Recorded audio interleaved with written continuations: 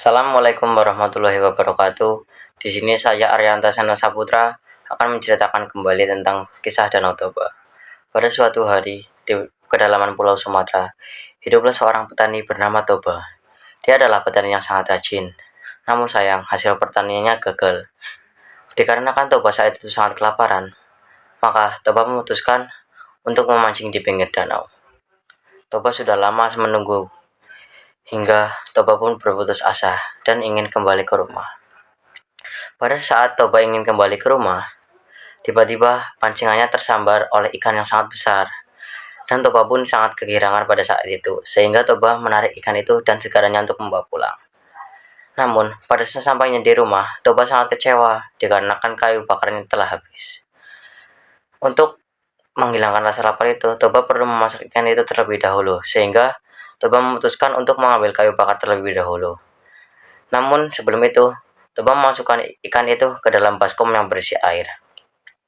Dan Toba pun mulai mengambil kayu bakar di kebunnya. Setelah Toba kembali mengambil kayu bakar di kebunnya, Toba pun terkejut ketika baskom yang berisi air telah berubah menjadi kepingan-kepingan emas. Sangat kebingungan pada saat itu. Namun setelah Toba membuka pintu kamar, alangkah terkejutnya Toba melihat wanita yang sangat cantik. Dan pada saat itu, Toba langsung menanyakan siapakah wanita tersebut. Lalu wanita tersebut menjawabnya, "Aku adalah jelmaan ikan yang tadi engkau dapat di danau itu. Dan koin-koin emas itu adalah dari sisik-sisikku." Perempuan itu pun berterima kasih kepada Toba.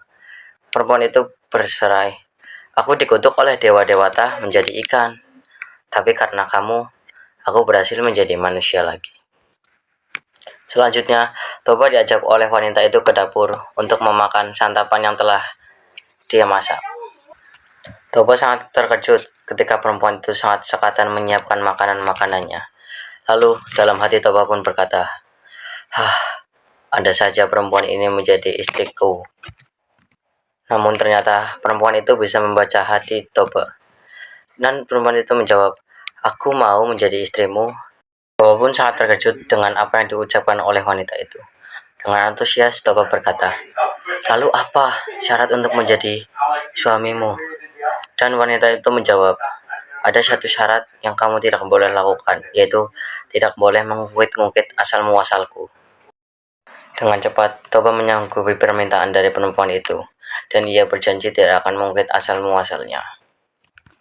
Menurut Toba, itu adalah syarat yang sangat mudah untuk menjadi suami dari perempuan itu. Toba dan perempuan itu akhirnya menikah. Toba pun menjadi semakin kerja keras untuk memenuhi kebutuhan sehari-hari. Lalu istrinya mengandung. Toba pun sangat bahagia.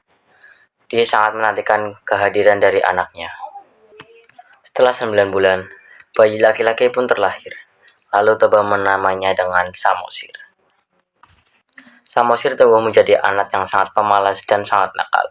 Kerjanya hanya main-main saja dan keluyuran ke sana sini, tidak tahu arah.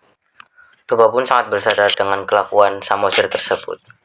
Jika Toba kerja di ladang, Samosir tidak mau mengantarkan makanannya itu, sehingga harus perempuan itu yang mengantarkan makanan ke ladang. Sampainya perempuan itu di ladang, dan Toba pun berkata, "Istriku, kamu jangan terlalu memanjakan anak kita Samosir. Kelak, jika kita terus memanjakannya, dia nanti akan menjadi anak yang nakal." Lalu perempuan itu tersenyum dan menjawab, "Sabarlah suamiku, suatu hari Samosir pasti akan menyadarinya." Lalu Toba pun menjawab perkataan dari istrinya itu, "Aku sudah cukup sabar, tapi sabar itu kan ada batasnya." Hari, perempuan itu pun menyuruh Samosir untuk mengantarkan makanan ke ladang. Lalu Samosir pun tidak mau mengantarkan makanan ke ladang ayahnya. Lalu perempuan itu terus membujuknya, sehingga Samosir pun menjawab, "Baiklah ibu, aku akan mengantarkannya nanti ke ladang ayah." Namun di tengah jalan, Samosir pun malah bermain dengan teman-temannya. Selesai bermain, karena Samosir merasa kecapean, Samosir pun memakan bakar dari ayahnya. Dan Samosir hanya menyisihkan sedikit saja makanan untuk ayahnya. Kadang Toba pun sudah sangat kelaparan menunggu makanan. Dia sudah sangat lapar karena banyak sekali pekerjaan yang dilakukannya hari ini sehingga dia tidak memakan sarapan. Ketika sesampainya Samosir di ladang, Toba pun berkata, "Kemana saja kamu Samosir?" sambil merebut bekal itu dari tangannya. Ketika Toba membuka bekal makanan tersebut, alangkah terkejutnya ketika hanya sisa makanan yang terdapat pada bekal tersebut. Dan Toba pun sangat marah kepada Samosir pada saat itu. Toba pun berkata, "Samosir, kamu sudah memakan makanan ayah ya? Tingkahmu ini sungguh keterlaluan, dasar anak ikan."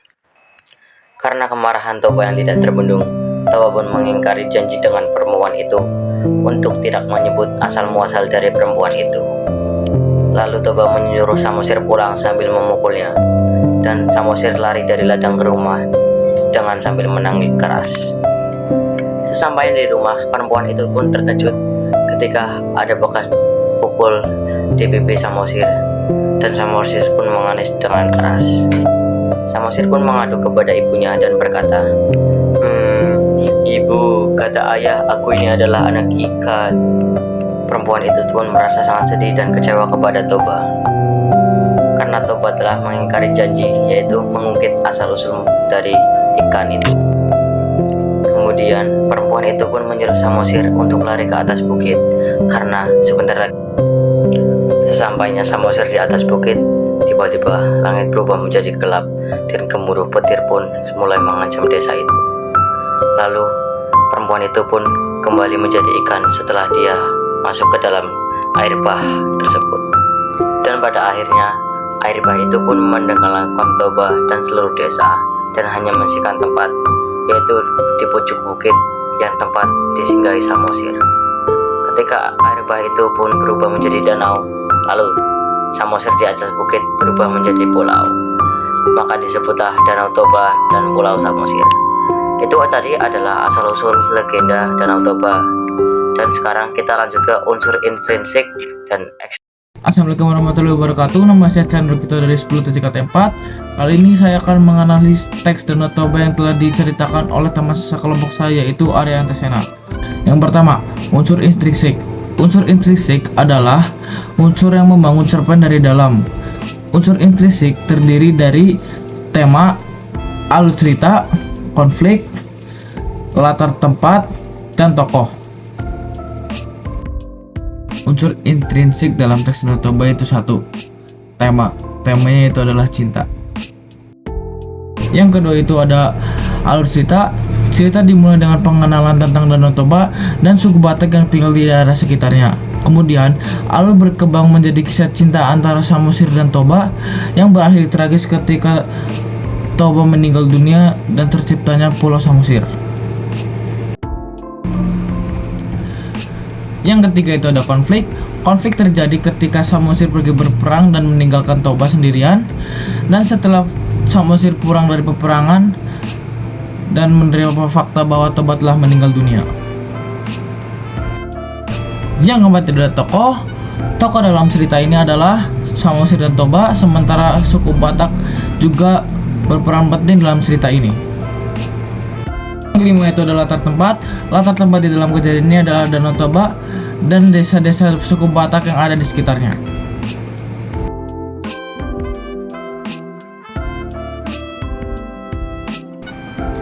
Yang kedua itu ada unsur ekstrinsik. Unsur ekstrinsik adalah hal-hal yang berada di luar cerita itu sendiri. Unsur ekstrinsik terdiri dari mitos dan legenda, latar belakang, dan nilai-nilai kehidupan yang terkandung dalam cerita itu sendiri. Unsur ekstrinsik dalam teks Danau Toba itu satu, budaya Batak. Teks ini menggambarkan budaya dan adat istiadat yang ada di suku Batak yang tinggal di sekitar Danau Toba. Yang kedua, mitos dan legenda. Cerita tentang penciptaan Pulau Samosir merupakan mitos atau legenda yang terkait dengan Danau Toba. Mitos ini merupakan bagian dari warisan suku Batak itu sendiri. Yang ketiga, nilai-nilai kehidupan. Cerita ini mencerminkan nilai-nilai seperti cinta, kehilangan, kesetiaan, dan keajaiban dalam kehidupan manusia. Yang keempat, latar belakang sejarah. Teks ini mencerminkan sejarah geologi Danau Toba yang sebagian besar terbentuk akibat letusan gunung berapi.